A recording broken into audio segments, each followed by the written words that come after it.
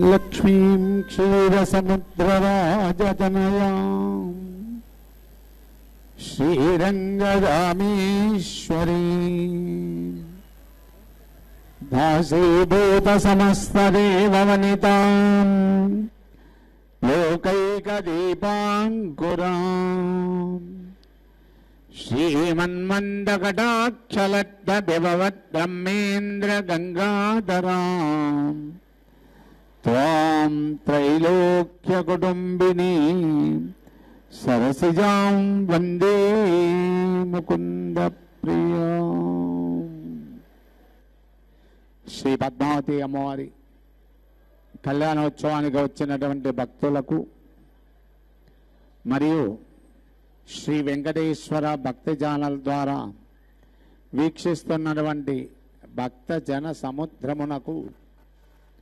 శ్రీ పద్మావతి అమ్మవారి ఆశీస్సులు. శ్రీ పద్మావతి అమ్మవారి కళ్యాణోత్సవం జరుగుతున్నంతసేపు ఒకరితో ఒకరు మాట్లాడుకోకుండా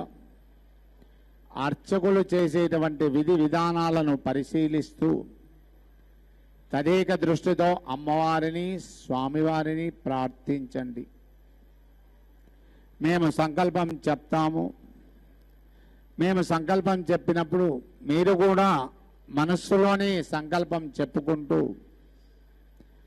మీ యొక్క గోత్రనామములు, మీకు కావలసినటువంటి వారి యొక్క గోత్రనామములు కూడా మనస్సులోని స్మరించుకుంటూ స్వామివారిని అమ్మవారిని ప్రార్థించి స్వామివారి అమ్మవారి యొక్క అనుగ్రహానికి పాత్రులు కండి. శ్రీ పద్మావతీ దేవ్యై నమః. శుక్లాంబరధరం విష్ణుం ద్విజవర్ణం చతుర్భుజం ప్రసన్నవదనం ధ్యాయేత్ సర్వవిఘ్నోపశాంతయే.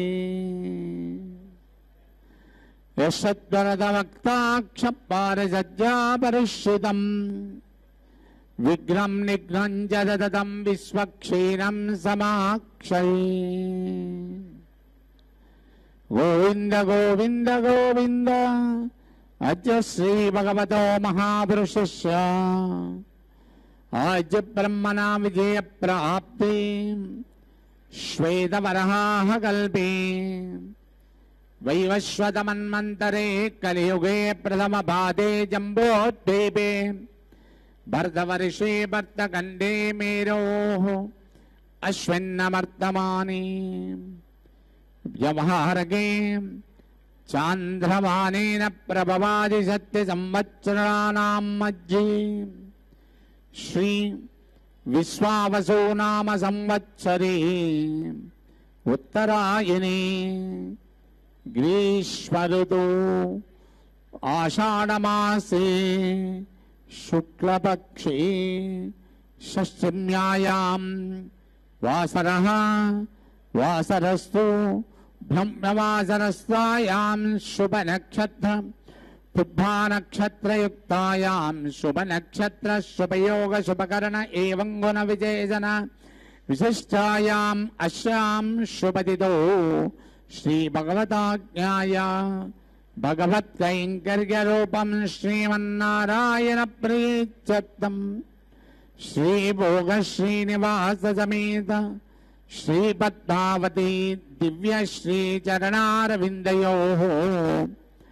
రాజరాష్ట్ర అభివృద్ధ్యర్థం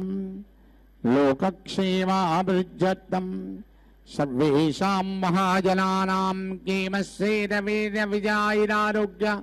అష్ట ఐశ్వర్యాభివృద్ధ్యర్థం ధర్మార్థకామమోక్ష చతుర్విలబల పురుషార్థసిద్ధ్యర్థం ఇష్టకామ్యార్థసిద్ధ్యర్థం మనోవాంఛతాబలపున్నబలసిద్ధ్యర్థం రాజద్వారీ సర్వకార్యానుకూలసిద్ధ్యర్థం శ్రీపద్మావతి పరిపూర్ణకటాక్షసిద్ధ్యర్థం శ్రీపద్మావతి దివ్య శ్రీచరణారవిందయోః ప్రాతకాల కళ్యాణోత్సవంగా ఆచార్యముఖేన కారయిష్యే.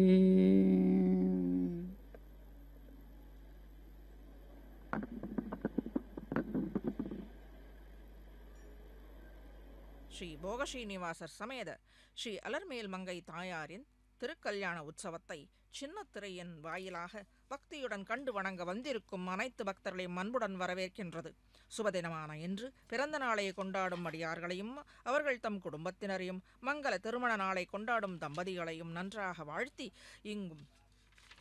மேலே இவ்வாழ்வினில் மங்களங்களை பெற்று வாழ்ந்திட அனைத்து பக்தர்களையும் தாயார் கூடிய திருமாலின் திருநாமங்களை எங்கனே சொல்லினும் பக்தர்களுக்கு என்றும் இன்பம் பயக்க போகஸ்ரீனிவாசர் சமேத ஸ்ரீ பத்மாவதி அலர்மேல் மங்கையின் திருவடி வாரங்களில் பிரார்த்தித்து பக்தர்களை வாழ்த்தி வரவேற்கிறது இந்த பக்தி சேனல். ஸ்ரீனிவாசஸ்ஸமகிஷீம் ஸ்ரேயசதாம் உபாஸ்மஹே யதார்த்தமேவ விததே யத்னம் பூயாம்சம் அச்சுதः. பூயாம்சம் என்றால் மேலும் மேலும், பூயாம்சம் அச்சுதः. ஸ்ரீனிவாசஸ்ஸமகிஷீம் ஸ்ரேயசேதாம் உபாஸ்மஹே யதார்த்தமேவ விததே யத்னம் பூயாம்சம் அச்சுதः என்கிறது இந்த லக்ஷ்மி சகஸ்ரம். ஸ்ரீ ஸ்ரீனிவாச நாராயணன் தாம் எடுத்த ஒவ்வொரு அவதாரங்களிலும் தன் பத்னியான லக்ஷ்மியின் முகமலர்ச்சியை காண ஆசை கொண்டு படாத பாடு பட்டானோ அத்தகைய நாராயணன் அன்புக்கு இருப்பிடமான ஸ்ரீ ஸ்ரீனிவாச மகிழ்ச்சியை பக்தர்களுக்கு மங்களங்களை தர தியானிக்கிறேன் என்கிறது இந்த லக்ஷ்மி சகஸ்ரம். இப்பொழுது இந்த அர்ச்சகர் சுவாமி விஸ்வக்சேன ஆராதனை புஷ்வக்சேரம் நேரும் புண்ணியாக வச்சனம் நடத்த இருக்கிறது. இப்பொழுது தாயாரின் மங்களமான கல்யாண குணங்களை சற்று அனுபவிப்போம் பக்தர்களே. லக்ஷ்மி சகஸ்ரத்தில் ஒரு சோகத்தின் கருத்தை சேவித்தோம் அல்லவா? பக்தர்கள் விரும்பியதை எல்லாம் கொடுப்பவளும் அழகான திவ்யமங்கள விக்கிரகத்தை உடையவளும் பக்தர்கள் தெரிந்தும் தெரியாமல் செய்யும் பாப்பங்களை போக்கக்கூடியவளும் தன்னுடைய திவ்யமங்கள விக்கிரகத்தின் மேன்மையான அழகுக்கு தகுந்ததான நித்தியமாயும் தோஷமற்றதுமான ஆடைகளாலும் மாலைகளாலும் பிரகாசித்துக் கொண்டு மங்களமாக எழுந்தருளியிருக்கின்றாள் இந்த அலர்மேல மங்கை தாயார். நாம் கண்கூடாக இப்பொழுது நாம் இந்த சின்னத்திரையில் கண்டு கழித்துக் கொண்டிருக்கிறோம். தன்னை காண வரும் அனைத்து பக்தர்களுக்கும் சேவிக்க வரும் அனைத்து பக்தர்களுக்கும் சந்தோஷத்தை உண்டாக்குவதே தனக்கு பிரதான கர்த்தவியமாக எழுந்தருளியிருக்கிறாள் இந்த தாயார்.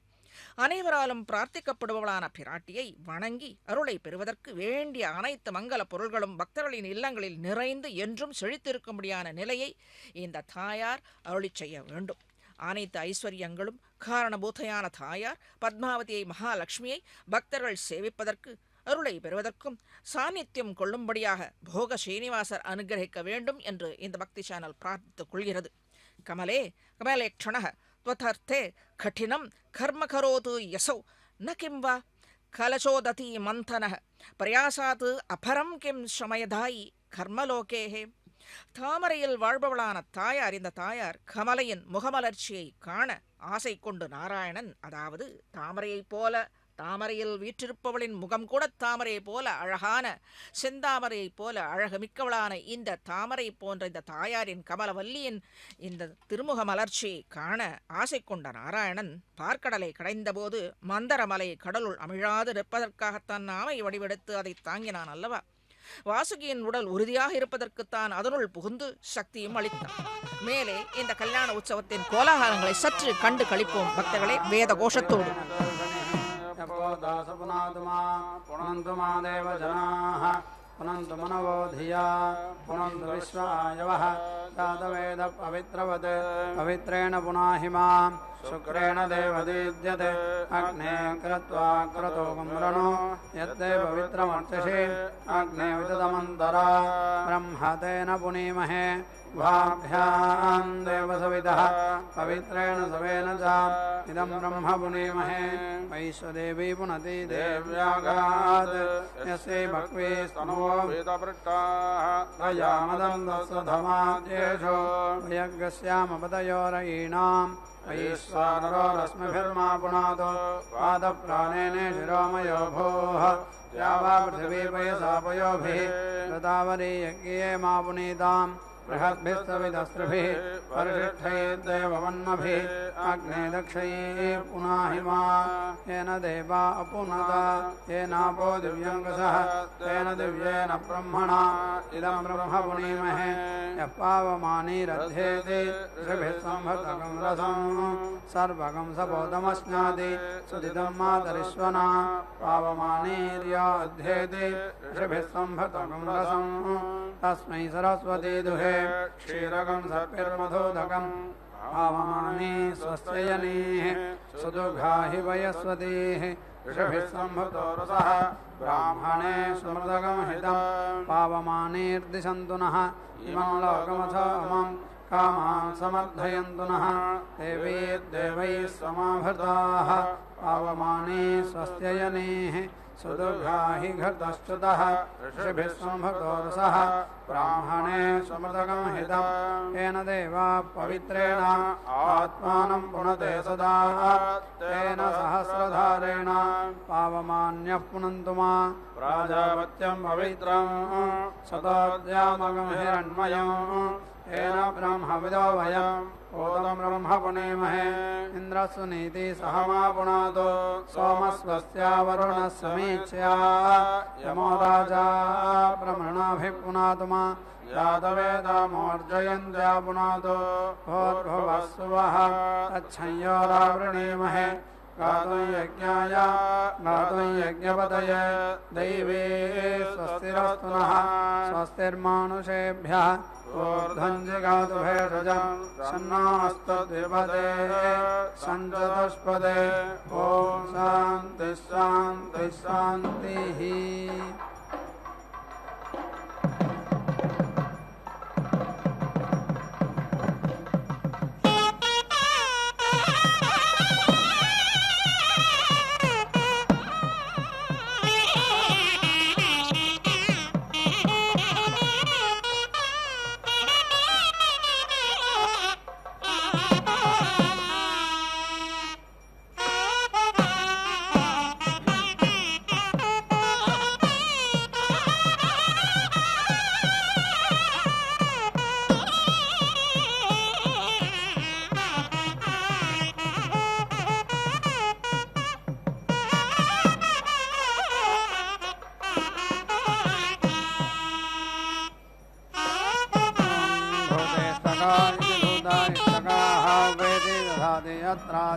यत्र वै मर्त्युः जायते यत्र यत्रेति यत्र यत्र एव मर्त्युः जायते ततः एव येनम् अवेति यजते तस्मात् अग्निचिदित्यग्निचित् सर्वम् आयुः येति सर्वे हि अस्य मर्त्यवः अवेष्टा इत्यवष्टाः तस्मात् अग्निचिदित्यग्निचित् न अभिचरितवा इत्यभिचरित वै प्रजग येनम् अभिचार इत्यभिचारः शृणुते श्रूयते वै एषः यः अग्निं शृणुते देवसुभामिति देवसुभाम् एतानि हविगुंषि भवन्ति एतावन्तः वै देवानां सवाः ते एवास्मै सवान् प्रेति यच्छन्ति ते येनं सुवन्ते सवः अग्निः वर्णसव इति वर्णसवः राजसूयमिति राजसूयम् ब्रह्मसव इति ब्रह्मसवः चित्याः देवस्य त्वा सविदुः प्रसव इति प्रसवे इति आह सवितृप्रसूत इति सवितृप्रसूतः एव येनं ब्रह्मणा देवताभिः अभीति सञ्चति अन्नस्येत्यन्नस्य अन्नस्य अभीति सञ्चति अन्नस्येत्यन्नस्य अन्नस्य अवरुद्ध्या इत्यवरुद्धिः पुरस्तात् प्रत्यञ्चम् अभीति सञ्चति पुरस्तात् हि प्रतीचीनम् अन्नम् अद्यते शीर्षतः अभीति सिञ्चति शीर्षतः हि अन्नम् अद्यते येति मुखात् अन्ववस्रावयतीत्यनु अवस्रावयति मुखतः एव अस्मै अन्नाद्यमित्यन्ना अद्यं दधाति अग्नेः त्वा साम्राज्येनेति राज्येनाभीति सञ्चामीति आह एषः वै अग्नेः सवः तेन एव येनम् अभीति सञ्चति बृहस्पतेः त्वा साम्राज्येनेति राज्येनाभीति सञ्चामीति आह ब्रह्म वै देवानां बृहस्पतिः ब्रह्मणा एव येनम् अभीति सञ्चति इन्द्रस्य त्वा साम्राज्येनेति राज्येनाभीति सञ्चामीति आह इन्द्रियम् एव अस्मिन् उपरिष्टात् दधाति एतत् वै राजसूयस्येति राजा सूयस्य रूपं यः एवं विद्वान् अग्निं चिनुते उभौ एव लोकौ अभीति जयति यः च राजसूयेनेति राजा सूयेन ईजानस्य यः च अग्निचिदैत्यग्निचिदः इन्द्रस्य सुषुवाणस्य दशधेति दशाधा इन्द्रियं वीर्यं परेति अपदत् तद् देवाः सौत्रामन्या समिति अभरन् सूयते वै एषः यः अग्निं चिनुते अग्निं छित्त्वा सौत्रामन्या यजेता इन्द्रियम् एव वीर्यं संभृत्येति संभृत्य आत्मन् धत्ते सजोरिति साजोः अब्दः अयावभिरित्ययावाभिः सजोरिति साजोः उषाः अरुणिभिः सजोरिति साजोः सूर्यः येतसेना सजोषाविति साजोषो अश्विनादगंसोभिरितिदगंसाभिः सजोरिति साजोः अग्निः वैश्वानरः इडाभिः कृतेन स्वाहा संवत्सर इति संवत्सरः वै अब्दः मासाः यावाः उषाः अरुणी सूर्यः एतसा इमे इति अश्विनाः संवत्सर इति संवत्सरः अग्निः वैश्वानरः पशवः इडाः पशवः घृतं संवत्सरमिति संवत्सरम् पशवः अनुप्रेति जायन्ते संवत्सरेणेति संवत्सरेण एव अस्मै पशून् प्रेति जनयति दर्भस्तम्भ इति दर्भ स्तम्भे जुहोति यत् वै अस्याः अमृतं यत् वीर्यं तत् दर्भाः तस्मिन् जुहोति प्रेति एव जायते अन्नादैत्यन्ना अधः भवति यस्य एवं जुह्वति एताः वै देवताः अग्नेः पुरस्तात् भागा इति पुरस्तात् भागाः ताः एव प्रीणाति अथो इति चक्षुः एव अग्नेः पुरस्तात् प्रतीति दधाति अनन्धः भवति यः एवं वेद आपः वै इदम् अग्रे सलिलम् आसीत् सः प्रजापतिरिति प्रजापतिः पुष्करपर्ण इति पुष्करपर्णे वातः भूतः अलेलायत् सः प्रतिष्ठामिति प्रतिष्ठां न अविन्दता सः एतद् अपां कुलायम् अपश्यत् तस्मिन् अग्निम् अचिनुत तद् यम् अभवत् ततः वै सः प्रतीति अतिष्ठत् यां पुरस्तात् उपादधादित्युपादधात् तत् शिरः अभवत् सा प्राचीदिक् यां दक्षिणतः उपादधादित्युपादधात् सः दक्षिणः पक्षः अभवत् यां पश्चात् उपादधादित्युपादधात् तत् पुच्छम् अभवत् सा प्रतीचीदिक् यां पश्चात् उपादधात् सः दक्षिणः पक्षः अभवत् सा दक्षिणादिक् यां पश्चात् उपादधादित्युपादधात् तत् पुच्छम् अभवत् सा प्रतीचीदिक् याम् उत्तरतः उपादधादित्युपादधात् सः उत्तर इत्युत्तरः पक्षः अभवत् सा उदीचीदिक् याम् उपरिष्टात् उपादधादित्युपादधात् तत् पृष्ठम् अभवत् सा ऊर्ध्वादिक् इयं वै अग्निः पञ्चेष्टकैः पञ्च इष्टकः तस्मात् यद् अस्यां खनन्ति अभीति इष्टकां कृन्दन्ति अभीति शर्करा सर्वा वै इयं वयोभ्यैति वयः नक्तं दृशे दीप्यते तस्मात् इमां वयागुंसि नक्तं न अधीति आसुते यः एवं विद्वान् अग्निं चिनुते प्रतीति एव तिष्ठति अभीति दिशः जयति आग्नेयः वै ब्राह्मणः तस्मात् ब्राह्मणः सर्वासु दिक्षु अर्धुकं स्वाम् एव तत् दिशम् अन्विति इति अपां वै अग्निः कुलायं तस्मात् आपः अग्निं हारुकाः स्वाम् एव तत् योनिं प्रेति विशन्ति संवत्सरमिति संवत्सरम् मुख्यं भृत्वा द्वितीये संवत्सर इति संवत्सरे आग्नेयम् अष्टाकपालमित्यष्टाकपालं निरतिवपेते ऐन्द्रम् एकादशकपालमित्येकादशकपालं वैश्वदेवमिति वैश्वदेवं द्वादशकपालमिति द्वादशकपालं वारस्वत्यं चरुम् वैष्णवं त्रिकपालमिति द्विकपालं त्रिये संवत्सर इति संवत्सरे अभिजितेत्यभिजिता यजेता यत् अष्टाकपाल इत्यष्टाकपालः भवति अष्टाक्षरेत्यष्टाक्षर गायत्री आग्नेयं गायत्रं प्रातः सवनमिति प्रातः सवनं प्रातः सवनमिति प्रातः सवनम् एव तेन दाधारा गायत्रीं छन्दः यद् एकादशकपाल इत्येकादशकपालः भवति एकादशाक्षरेत्येकादशाक्षरा ऋटुक् ऐन्द्रं त्रैष्टुभं माध्यन्दिनं सवनं माध्यन्दिनम् एव सवनं तेन दाधारा त्रिष्टुभं छन्दः यत् द्वादशकपाल इति द्वादशकपालः भवति द्वादशाक्षरेति द्वादश अक्षरा जगति वैश्वदेवमिति वैश्वदेवं जागतं तृतीयसवनमिति तृतीयसवनं तृतीयसवनमिति तृतीयसवनम् एव तेन दाधारा जगतीं छन्दः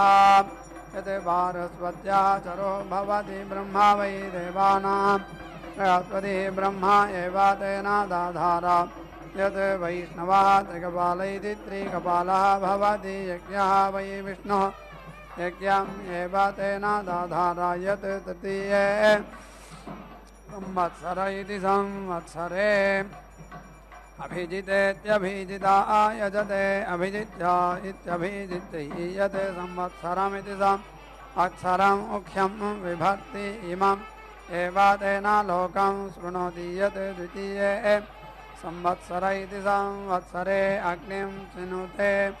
अंतरिक्षं एव तेन शृणोति यत्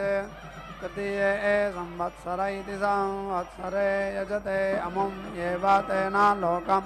शृणोति एतं वै परः आत्मारः कक्षीवानिति कक्षीवान् औषधः वीतहव्य इति वीतहव्यः श्रायसः तसदस्यो पौरुगुत्स्य इति पौरुगुत्स्यः प्रजाकामा इति प्रजाकामाः अचिन्वता ततः वैते सहस्रकं सहस्रमिति सहस्रं सहस्रं पुत्रान् अविन्दन्ता प्रथते प्रजयेति प्राजया पशुभिरिति पशुभितां मात्राम् आप्नोति यां ते अगच्छन् यः एवं विद्वान् एतम् अग्निं चिनुते प्रजापतिरिति प्रजापतिः अग्निम् अचिनुता सः क्षुरवभिरिति क्षुरवभिः भूत्वा अतिष्ठते तं देवाः बिभ्यतः न उपेति आयन् ते छन्दोभिरिति छन्दः भि आत्मानं छादयित्वा उपेति आयन् तत् छन्दसां छन्दस्त्वमिति छन्दः त्वं ब्रह्मा वै छन्दागंसि ब्रह्मणः एतत् रूपं यत् कृष्णाजिनमिति कृष्ण अजिनं कार्ष्णि इति उपानहौ उपेति मुञ्चते छन्दोभिरिति छन्दः भिः एव आत्मानं छादयित्वा अग्निम् उपेति चरति आत्मनः अहिंसायै देवनिधिरिति देवनिधिः वै एषः नीति धीयते यत् अग्निः अन्ये वा वै निधिमिति निधिम् अगुप्तं विन्दन्ति न प्रतिप्रेति जानाति उघां येति क्रामति आत्मानं येव अधिपामित्यधिपाम् कुरुते गुप्ते अथो इति खलु आहो न आक्रम्येत्या आक्रम्या इति नैरृतीति नैहेरति उखा यत् आक्रामेदित्या आक्रामेत् निरृत्या इति निहृत्यै आत्मानम् अपीति दध्यात् तस्मात् न आक्रम्येत्या आक्रम्या पुरुषशीर्षमिति पुरुष शीर्षम् उपेति दधाति गुप्ते अथो इति यथा ब्रूयात् एतत् मे गोपाय इति तादृक् एव तत् प्रजापतिरिति प्रजापतिः वै अथर्वा अग्निः एव दध्यङ् अथर्वणः तस्य इष्टकाः अस्सानि एतं हा भाव तत् ऋषिः अभ्यनुवाचेत्यभि अनुवाच इन्द्रः तदितः अस्सभिरित्यस्साभिः इति यत् इष्टकाभिः अग्निं चिनोति सात्मानमिति सा आत्मानम् एव अग्निं चिनुते सात्मेति सा आत्मा अमुस्मिन् लोके भवति यः एवं वेद शरीरं वै एतद् अग्नेः यत् चित्यः आत्मा वैश्वानरः यत् चिते वैश्वानरं जुहोति शरीरम् एव संस्कृत्य अभ्यारोहतीत्यभि आरोहति शरीरं वै एतद् यजमानः समिति कुरुते यत् अग्निं चिनुते यत् चिते वैश्वानरं जुहोति शरीरम् एव संस्कृत्य आत्मना अभ्यारोहतीत्यभि आरोहति तस्मात् तस्या न अवेतिद्यन्ति जीवन् एव देवान् अपीति येति वैश्वानर्या ऋचा पुरीशम् उपेति दधाति यं वै अग्निः वैश्वानरः तस्या एषा चितिः यत् पुरीशम् अग्निम् एव वैश्वानरं चिनुते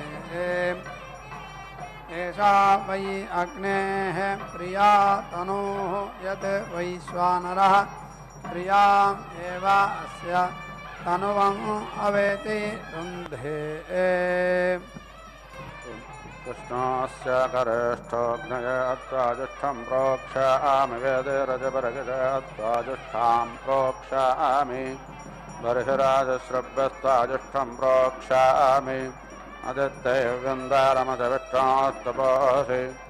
ऊर्णं मदसन्दातॄणामि द्वादस्थां देवेभ्यः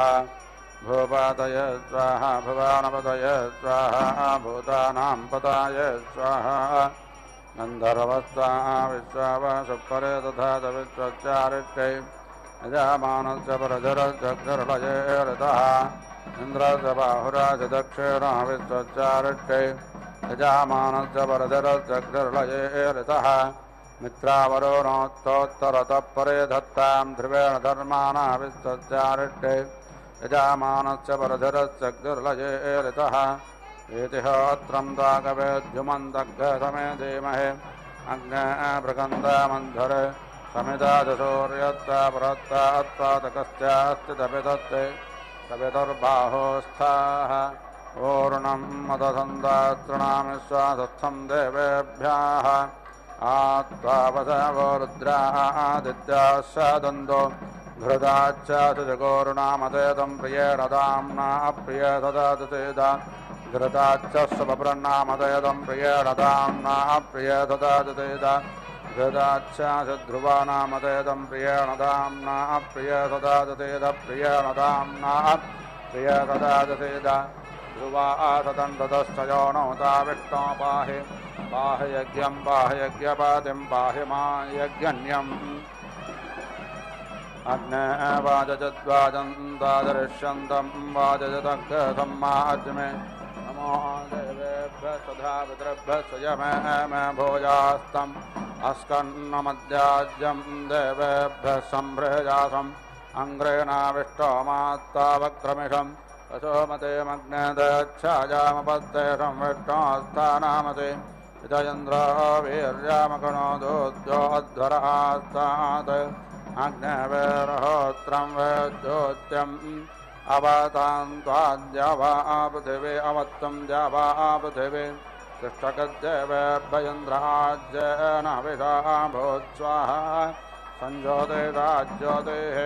अत्रापितरो मादयध्वं यथा भागमावृषायध्वम् अमे मदन्तपितरो यथा भागमावृषायशत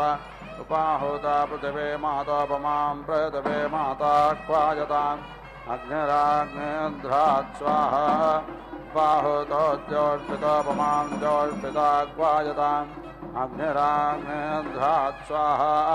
मयिदमिन्द्रायन्द्रियं दधात् तस्मान् राजो मघवानश्चन्ताम् अस्माकग्रसन्द्वाजसत्यारसन्द्वाजटाः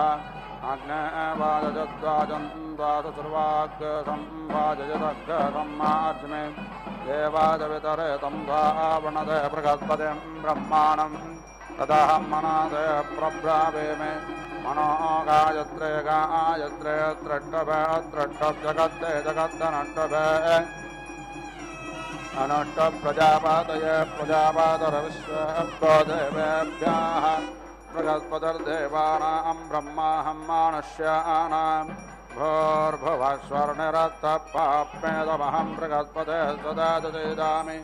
मित्रस्य चक्षुषा प्रत्यक्ष देवस्य प्रदवेश्चरार्बाहुभ्यां भोष्टास्ताभ्यां हृदयगण्णा पृथिव्यास्तानाभोधातयाम्यदित्या उपस्थे देवस्य प्रदवेश्चरार्बाहुभ्यां भोष्टास्ताभ्यां आददेज्ञात्वास्तेन प्राश्नामि बृहस्पतेर्मुखेन या अप्सुन्दर्देवतास्ता इदग्धमयन्तो स्वाहागतं जठरमिन्द्रस्य गच्छ दशिनामे मा संवृद्धा ऊर्ध्वं मेनाभेरस्सीदा इन्द्रस्य त्वा जठरे दादयामि प्रजापतेर्भागोच्चोर्यस्वान् वयस्वान् प्राणापानौ मे पालितमानौ व्यानौ मे पाक्युदानौ व्यानौ मे पाहि ऊर्ध्वस्योज्जमहेदक्षेदरथि मामे अच्छेष्ठा अमुत्रामिष्टिल्लोकैः च एषा ते अग्रे समित्तया वर्धस्वचाजभ्याजस्व वर्धिषेमहे च भजमाजभ्याजषेमहे एतत्ते देवतपितरयज्ञं प्राहुर्बृहस्पतये ब्रह्मणे तेना यज्ञमावतेना यज्ञपातिं तेन मामव मनोज्योतिज्योदामाञ्जस्य बृहस्पतिर्यज्ञमिमं दानोतु अरिष्टं यज्ञगथमिमं ददातु विश्वे देवादयमादयन्तामो प्रतिष्ठा अग्निरोमायोरुज्येति मनोज्येषं वाजस्य मा पृथवेन प्रोहामि अग्निशोमोदमपानुततां योऽस्मान् वेष्टयं च भजं दृष्ट्वा वाजस्येनं पृथवेनापोहामि इन्द्राग्न्योरुज्येति मनोज्येषं वाजस्य मा पृथवेन प्रोहामि इन्द्राग्नितमपानुततां योऽस्मान् वेष्टयं च भजं दृष्ट्वा वाजस्येनं पृथवेनापोहामि वसुभ्यस्त्वा रुद्रेभ्यस्त्वादित्येभ्यस्त्वा सञ्जानाथान् द्यावापृथिवे मित्रावरोणोत्वाविष्ट्यावतां बन्धुवजोरिप्तोरिहानामरुतां प्रसादें गच्छ वसावृत्तिर्भूत्वा दिवं गच्छ ततो नो वृष्टिमावाह चक्षुष्पाय चक्षुर्मे पाहि यम्बारजं वर्जधत्ता अग्ने देवपणभिर्गुह्यमानः तन्ताय तमनजोषं वराम्येषु नेत्तदापते तयातै अग्ने प्रियं पातोपीतं सग्गस्रवभागास्तेषा मृगन्तप्रत्तरेष्टा पारदयश्च देवाः इमां वाचामपि विश्वे गणन्त आसद्यात्तन्वर्गेमादयद्वर्गस्वाहा वाट गृताते अस्तो दुर्यो पादग्गुम्नास्तुम्नेमादत्तम् अग्ने दब्जायोषितमपाहिमादित्यो बाहित्वजित्ते बाहिदुरक्षे बाहिदोरध्मन्यै अभिषन्नप्रदङ्करोणसदायो नौ स्वाहा वाट अग्नये संवेदपातये स्वाहा सरस्वत्यै यदा भगन्यै स्वाहा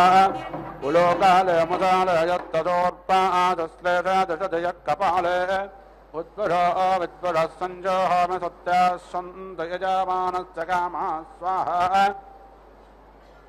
आप्यायतां ध्रुवा अभिषा घृतेन यज्ञं यज्ञं प्रतीते वजद्भ्याः सूर्याय ऊदो आदित्या उपस्था वृधा आगा पृथिवी यज्ञे अस्मिन् देवा आगातविदो गातुमित्वा गातुमिद मनादस्पद इमं देव यज्ञस्वाहा पातेधाः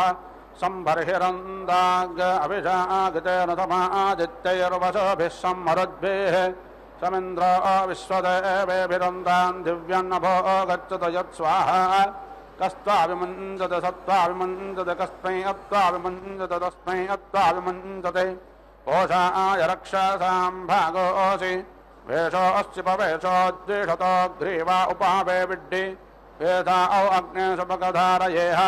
वृद्धाकर्मण्या अनापाहिनो यथा सन् युगोमित्तासुभगसौभागाय पुरोतमं पुरोहोदस्रवस्यन् संवत्सदपजस सन्धनोभिरगन्महिमनादसग्शिवेन तुष्टासु तत्र विदधतु राजो नो माष्टतन्वो यद्विलिष्टम् यज्ञसञ्जात उपाच शिवे महदन्तट्टस्वा रट्टे महदन्तट्टस्व षट्टे महदन्तट्टस्वा दिवविष्णुर्विक्रगतजागतेनच्छन्दसादतो निर्भक्तः योऽस्मान् द्वेष्टयं च वयं दृष्ट्मः अन्तरिक्षे विष्णुर्विक्रगतत्रयेष्टोभयनच्छन्दसादतो निर्भक्तः योऽस्मान् द्वेष्टयं च वयं दृष्ट्मः पृथिव्यां विष्णुर्विक्रगतगायत्रेणच्छन्दसादतो निर्भक्तः योऽस्मान् द्वेष्टयं च वयं दृष्ट्मः अस्मादन्नादस्ते प्रादिष्ठाय अगन्मत्स्वाहा संज्योतिषा भूमा स्वयंभोराजश्रेष्ठोरस्मन्वक्षोदासि वक्षो मे देहि सूर्यस्यावृतमन्वावर्ते अग्ने गृहपते सुगृहपतिरहं त्वया गृहपत्या भूजासं सुगृहपतिस्त्वं मया गृहपत्या भूजाः अस्तोरिणो गार्गपत्यानतन्तुसतग्गहिमाः चिग्मेनानत्ते दादग्गशेषादसूर्यस्यावतमन्वावर्ते पुरविट्टो विक्रामश्चो वृक्षया जनस्कृति घृतं घृतयोनेऽपि पप्रप्रायज्ञपातिं तिरा ततो ओजतन्तो नश्च नो मातनिः अस्मिन्यज्ञत्याङ्गसादकृत्यायामस्मिन्नन्नेऽस्मिन् लोके इदं मे कर्मेदं वीर्यं पुत्रो अनुसन्धानोतो अग्ने अमृतपते व्रतं चारिष्यामि तज्जाकेजं तन्मे राध्यति इदमहमनृता सत्यमुपैमे कस्त्वा आयुनक्ति सत्त्वा आयुनक्ति कस्मै अत्वायुनक्ति तस्मै अत्वायुनक्ति कर्माणेवां वेषायवाम्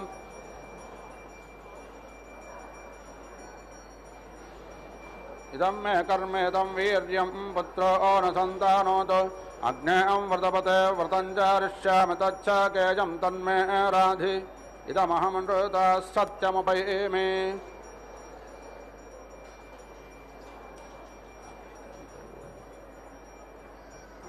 अग्नये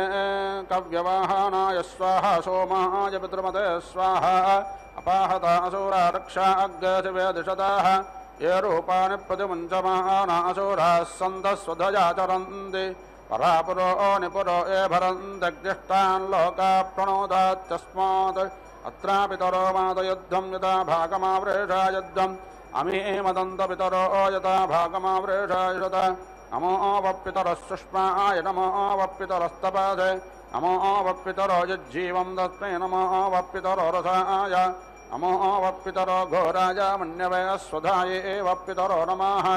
एतद्दपितरो वासो गृहान्नपितरो दत्ता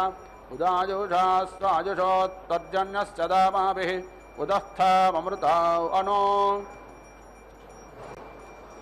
आदत्तपितरो गर्भं कुमारं पुष्कारस्रजं यथेह पुरुषो दत् ऊर्जं वहन्ते रमतं गतं पयक्कीलालं परिश्रुतं स्वधास्तादर्पजातमे पितरेण समिधाग्निन्दो वज्जत गतैर्भोदयता तिथिम् आस्मिन् हव्याजोहोदन युषामिद्धाय शोचषे गतं तीव्रञ्जोहोदन अग्नये जातवेदसे तं त्वा समिद्भिरङ्गिरो हृदयेन वर्धयामसि बृहच्छोजाजविष्ट्या उपत्वाग्ने हविष्माते घृताचेर्यन्तु हर्यत युषस्व समिधो मम भूर्भुवः सद्यौरेव भूम्ना भूमिरेव वरिम्ना तस्यास्ते प्रतिपिदेव यजनभिष्टेऽग्निमन्नादमन्नाद्याजादधे आजङ्गौ प्रत्येरक्रमे तथा तन्मातरं पुरः पितरं च प्रयं स्वाहा अन्तश्चारतिरोदनास्य प्राणादापानति व्यक्कन्मखिषो दिवं दृग्गासद्दामपि राजति वाक्पातङ्गायाधीजत प्रतिवस्तोरहद्युपेः अग्निज्योतिषन्त्वा वायुमतीं प्राणपातिं स्वर्गाग्गः स्वर्गायोपादधामि भास्वाति अग्निज्योतिज्योतिरग्निस्वाहा सूर्यज्योतिषन्त्वा वायुमतीं प्राणपातिं स्वर्गाग्गः स्वर्गायोपादधामि भास्वाति सूर्योज्योतिज्योतिःसूर्यस्वाहा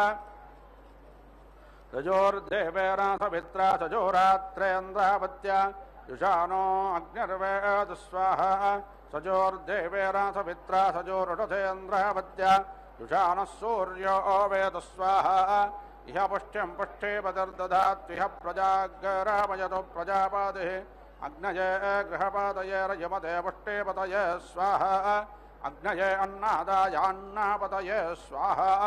अनमित्रं मे अधराकानमित्रमुदग्रधि इन्द्रानमित्रं पश्चान्मे अनमित्रं पुरस्कृधि इंद्र पश्चादिंद्र पुरस्तादिंद्रो अस्मौ अभिपात विश्वतः इंद्रो जगाग्गतां मनाग्गत विशोचेनां व्यस्यतात् समिदाच समिद्यो मे अग्नेतिः समेद्धात अग्नेतिध्यासम् उपप्रयन्तोद्धरं मन्त्रं वोचे माग्नये आरे अस्मेत दृण्वते अग्निर्मोर्धादिवक्ककुप्पति पृथिव्या अयम् अपाङ्गरेताग्गः जन्मते भावामिन्द्राग्नि आहुवज्या उपारादातः सहमादयज्जै उपादातारायुषाग्गरायीणामुभावाजश्च सातये हुवेवाम् अजन्ते यो निरृत्वजो जतो जातो अरोजथाः तञ्जानन्नग्नारो आधानो वर्धयारयम् अजमिह प्रातमोधाय धातभिर्होता अजष्टो अध्वरेष्वेड्याः यमप्रावानो मृगावो वरुरचर्वणयाणचित्रं विभ्वं विषे अस्य प्रत्रामणद्युजग्रशुक्रन्दो चक्रे अग्राजः पयः सहस्रधामृषिं तनूपाग्नेश तन्वं मे पाक्यायुर्दाग्नेयस्यायुर्यो मे देहि वर्चोदाग्नेश वर्चो मे देहि अग्नेयजन्मे तन्वा ऊणं तन्मा प्रेण इन्धानात्वा सतग्गहिमा अद्युमन्तग्गसमे धीमहि वयस्वन्तो वयस्कतग्गतकस्वन्तः सकस्कृतम् अग्नेयतपत्ततं पारमदब्दासो अदाभ्यम् चित्रावतो स्वस्तिते पारमाधीय समतमग्ने सूर्यश्च पश्चादकथास्तमृषीणाग्गस्तुतेन सम्प्रियेण धाम्ना समहमाजोषा संवच्चाथ सम्प्रदया सग्गराजस्पोषेणाग्निषेय अन्तस्तान्दो वो भक्षेय महस्तमहो वो भक्षेय ऊर्जस्तोर्जं वो भक्षेय राजस्पोषस्तराजस्पोषं वो भक्षेय देवातीरमध्वमस्मिन् योनास्मिन् गोष्ठेऽस्मिन् क्षयेऽस्मिन् लोके इहैवस्तेतो मापागत सग्रहितासे विश्वरोऽप्योज्जामावेदगोपत्तेन उपत्वाग्ने दिवे दिवे दोषावस्तद्धिया भयं नमो वरन्तये मासि राजन्तमध्वराणां गोपामतस्य ते देवीं वर्धमानग्गस्वेदमे तनप्पिदेवासूरवेग्ने सोपायनो बाभ रजस्वानस्वस्तये अग्ने त्वन्नो अन्दामुतत्राता शिवो भावावरोत्याः वसोरग्निर्वधुस्रव अच्छानक्षिध्यमत्तामग्गरयन्दाः तं द्वादो जट्टदेदवस्वं नाजानूनमे महसकिभ्यः स नो बोधिश्रुदेहवा मनुष्याणो अगायतस्यामस्मात् विलयेक्यदितये हि काम्यये हि मयेवक्कामधरानं भोजात् सोमानग्गस्वरानं गृणहि ब्रह्मणस्पदे अक्षेपन्दय्य ओषिजः यो रेवान्यो अमे महावासि वित्पुष्टिवर्धनः स नस्य शक्तुयस्तुरः मानस्सग्गसो अरारुषो धूक्तिप्तनङ्मर्त्यस्य रक्षानो ब्रह्मणस्पदे महित्रेणामवोस्तुजिक्षं मित्रस्य अर्यम्नः दुरादर्शं वरोणस्य न हि तेषा ममाचरणाद्वासुवारणेषु ईशे रिपुरगसग्गसः ते हि पुत्रासो अदिते प्रजेवसे मध्याय ज्योतिर्यच्छं तदश्रं कदाचनस्तरीराशिनेन्द्रासत्सिदाशुषे पोपेन्नुमागवन् भोजयुन्नुते दानं देवस्य पृच्छते परिते दुर्लभो रथोऽस्मा अश्नोत विश्वताः येन रक्षासि दासुषाः समिद्धो मासमद्धय प्रजया दधनेन च भूर्भुवस्सु प्रजा प्रजया भूजासं सुवीरो वीरैः सुपोषपोषैः नर्यप्रजां मे पाहि सग्गस्य पशून्मे पाहि आगन्म विश्ववेदतमस्त्वम्भ्यं विश्ववित्तामम् अग्ने सम्भ्रालपिद्यं नमपि स आयच्छस्व अयमग्ने गृहवादिर्गार्गावत्य प्रजावान्वसवित्तामः अग्ने गृहपते विद्युम्नमपि स आयच्छस्व गृहमावेतमावे बद्धमोज्यं बिभ्रातयेमासि ऊर्जं बिभ्रद्धस्वपनाः सुभेदा गृहाणे विमनासा मोदामानः एषा मध्येति प्रवसन्येषो मनसो बहुः गृहाणपक्वयामहे तेनो जानन्तु जानतः उपाहूता यह गाव उपाहूता अजापजाः अतो अन्नत्र कीराल उपाहूतो गृहेषो नः क्षेमाय वशान्ते प्रपद्ये शिवग्गसग्मग्गसंयोः संयोः प्रघासिनो अवामहे मरुदज्जरदातः करम्भेन सजोषातः यद्ग्रामे अदरण्यजतो सभायां यजेन्द्रिये यजेनश्चक्रमा वयमिदं तदवायजामहे स्वाहा मोषोराजेन्द्रात्रा पञ्चदेवैरत्तेष्मादेशुष्पिण्णभजाः महच्छिद्यस्यामिलुषो यव्याः विष्मातो मरुतो वन्दाते गेः अग्रं कर्म कर्मगतः वाचामाजो भुवः देवेभ्यः कर्म गत्वास्तं प्रेतदजा भुवः अवाभृतनचं परनचेरुराजनचं पुनः अवादेवयद्देवकृतमेनो याशिषमवमत्तैर्मद्यागतं पुरुराव्नो देवर्षस्वाहे पूर्णादरविपरापदशपूर्णा पुनरापत वस्तेव विग्रहेणावाह इषमोज्जग्गदतक्रतो देहि मे ददानिते मे देहि निते दधौ निहारन्निहारामिते निहारन्निहाराज मे स्वाहा अक्षन्न मे मदन्तक्यवप्रियादोषत अस्तोरदस्सभानवो विप्राणविक्तयामते योजान्विन्द्रते हरे सुचन्द्रशं दावयं मघावन्मन्दरीमहे प्रणोणं पूर्णबन्धुरतुतो याजपसाव अनयोजान्विन्द्रते हरे मनोन्बाहु वामेनाराधग्गतेरत्तमेन पितॄणाञ्जवन्माभिः आनायेतमनः पुनः गद्वेदग्राय जीवते योक्तशौर्यं धृते पुनर्नपितरो मनो ददातु दैव्योजनाः जीवं राजग्गदेमहि अजग्गसोमं व्रते तव मनस्तोषविभ्रातः प्रजावन्तदेमहि एषते रुद्रभागसहस्रद्राम्बेकजातञ्चोदस्वाहा एषते रुद्रभागागस्ते पशुः अवारुद्रमादे मक्यवादेवं त्र्यम्बकं यथा नो वद्यादत्करद्यथा न श्रेयादत्करद्यथा नो व्यवधाजयात् भेषजमाद भेषजङ्गवे स्वाय पुरुषाय भेषजं सुखं मेषाय मेश्वै त्र्यम्बकं यजामहे सुगन्धिं पुष्यवर्धानम् उर्वारुकमेव बन्धानान् मृत्योर्मुक्षेयमामतात् त्र्यम्बकं यजामहे सुगन्धिं पाति वेदानम् उर्वारुकमेव बन्धानादितो मुक्षेयमामुताः एतेन रुद्रावसेन परो मोजावतो देः अवाततन्वापिना गावशकृत्ते वादाहिग्गलन्न शिवः शान्तो देः वाजिनां वाजोऽवत भक्षोऽस्मान् प्रेतस्सिक्तममतं बलाय विश्वे देवाभियत्सम्भवस्तन्माधिनाथ प्रदयाधनेन वाज्यहं वाजेन स्योपाहूत उपाहूतश्च भक्षयामि वाजे वाजे भूयासं सवित्रा प्रचोदादैव्यापावन्तन्तु ते धनो दीर्घायुत्ताय वर्चाते तस्य वर्जत्रयायुषं जपदग्रत्रयायुषं यद्देवानां त्रयायुषं तन्मे अत्तत्रयायुषं येन दत्त बृहस्पतिरुन्द्रश्चायुषे वावते तेन देवपामि ब्रह्माणा जीवातवे जीवानाय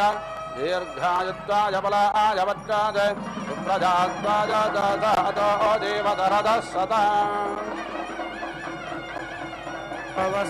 आयसंभोदं भोदां चित्तकेतुप्रभानाभां सम्भान् योगेष्मागस्तेजस्वानादभग्रस्तवर्णभिधवन् रोचरो रोजमानस्सोभनस्सोभमाः कल्याणाः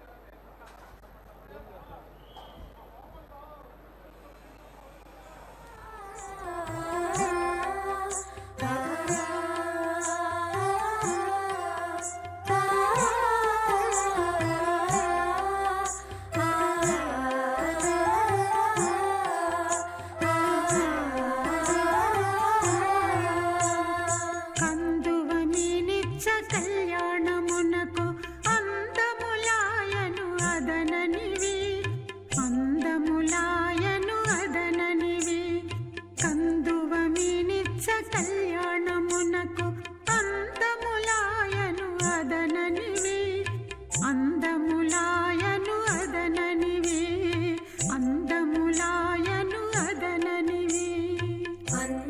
అందములాయను అదననివి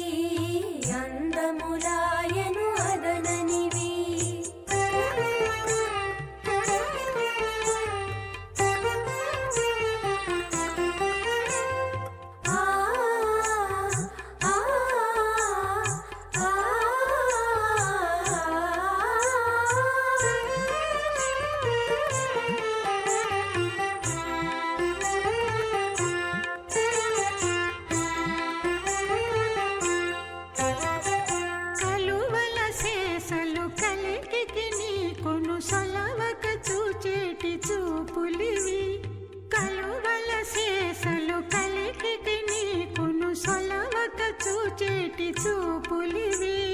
సొలవక చూచేటి చూపులివి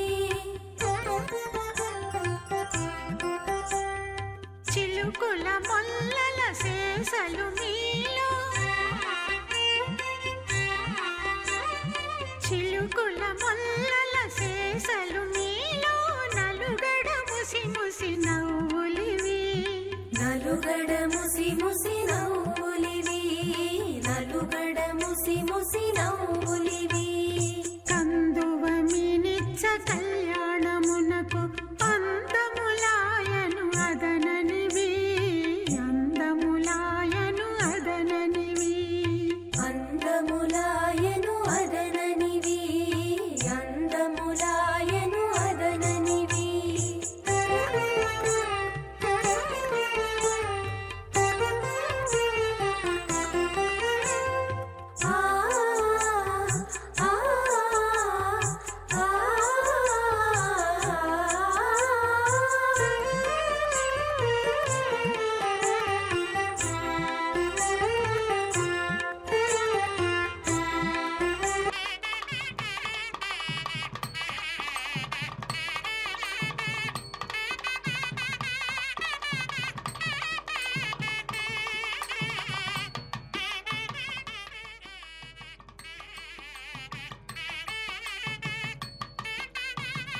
सदोत्सदित्यमत्यरादिमग्ने विश्वाह्यग्ने दुरितादकस्वदास्मभ्यग्गसकवेरग्गरयिन्दाः अनादृश्यो जातवेद अनिष्टतो विरालग्ने क्षत्रवृद्धेदिः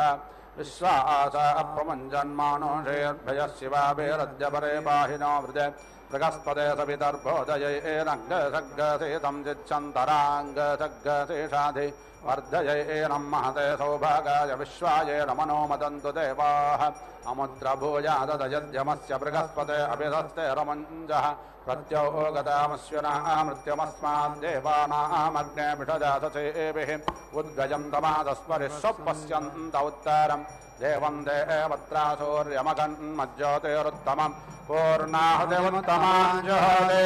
सर्वं वै पूर्णाहुतिः सर्वमेवाप्नोति अधोयं वै पूर्णाहुतिः अस्यामेव प्रतिष्ठति ॐ नारायणाय विद्महे वासुदेवाय धीमहि तन्नो विष्णुः प्रचोदयात् स्वाहा ॐ महादेव्यै विद्महे विष्णुभद्राय धीमहि तन्नो लक्ष्मी प्रचोदयात् स्वाहा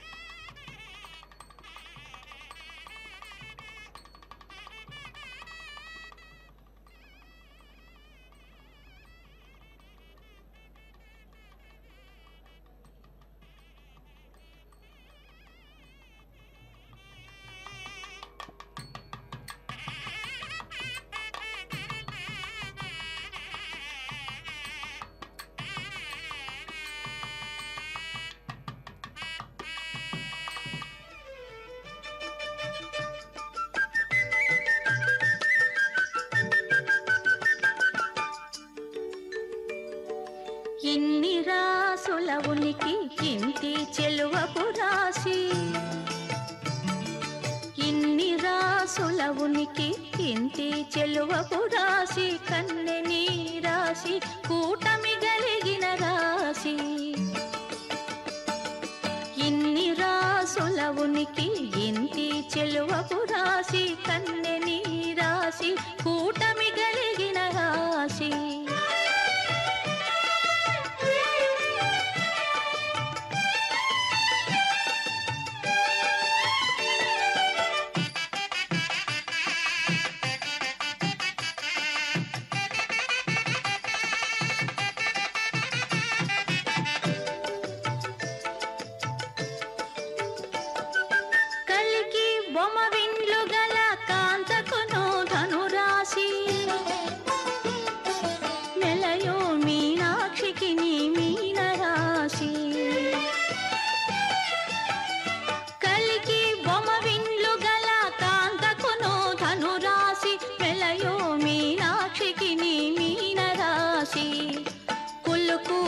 కుంభముల కొమ్మకును కుంభరాశి చెలగు హరి మధ్యకును సింహరాశి ఇన్ని రాసుల ఉనికి ఇంటి చెలువపు రాశి కన్నె నీ రాశి కూటమి గలిగిన రాశి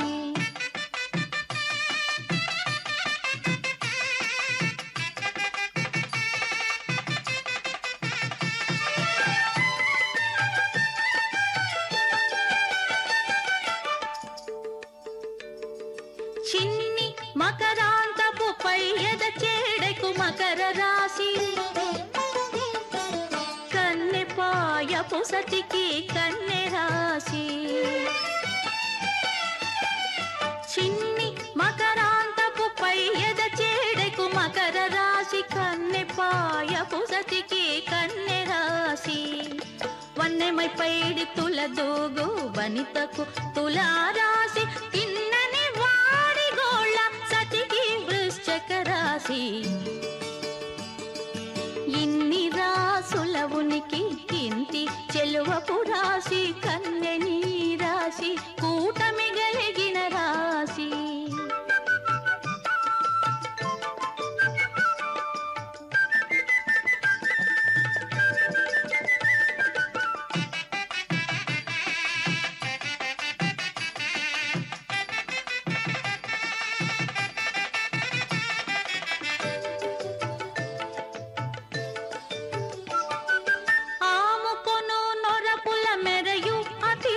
వృషభరాశి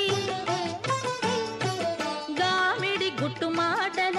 సతి కర్కాటక రాశి ఆముకొను నొరపుల మెరయు అతివకు వృషభరాశి గామిడి గుట్టు మాటల సతి కర్కాటక రాశి కోమల పూచి గురుమోవి కోమలికి మే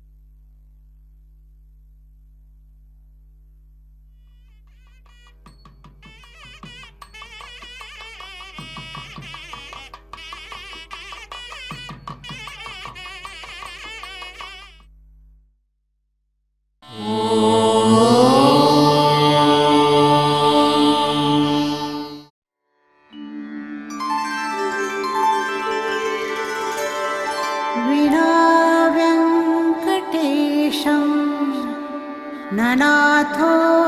ननाथः सदा वेङ्कटेशं स्मरामि स्मरामि हरे वेङ्कटेश प्रसीद प्रसीद प्रियं वेङ्कटेश